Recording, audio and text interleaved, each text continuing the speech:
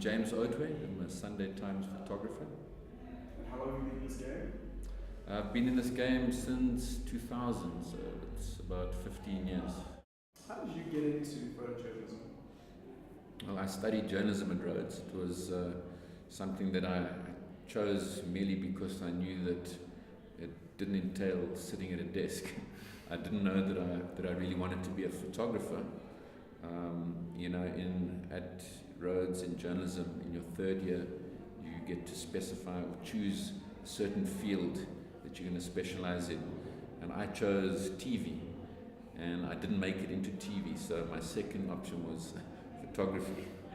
And I made it in there, and even when I was doing it, I wasn't sure whether that's what I want to do. It was only after doing an internship at the Star for just over a month, maybe 6 weeks or so, that I realized this is what I want to do. You have for young aspiring photojournalists who are seeing the stuff that you're producing right now, I want to be that. Yeah, well, I mean, I'd advise young aspiring photojournalists to shoot as much as they can, to get out there, try not to procrastinate too much, because often what we do, and I'm just as guilty of doing this, I'll have a great idea and then I'll sit on it for weeks or months and sometimes years, and I don't get around to doing it. I think if you have a great idea, see it through right away, do it as quickly as you can.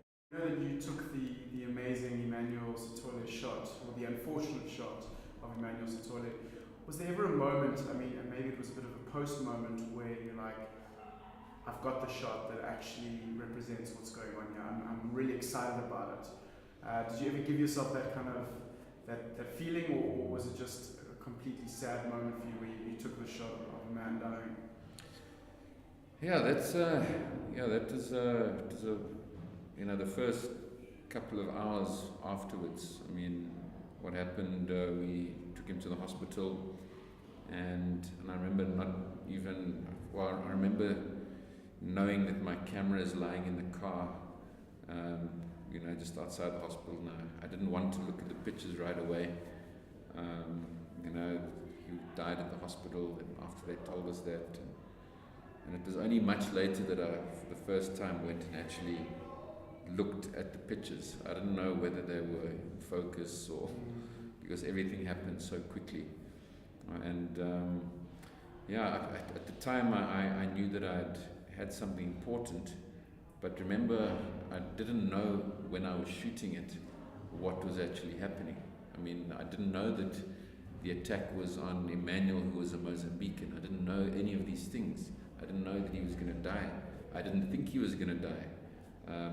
It didn't look like his injuries were that severe.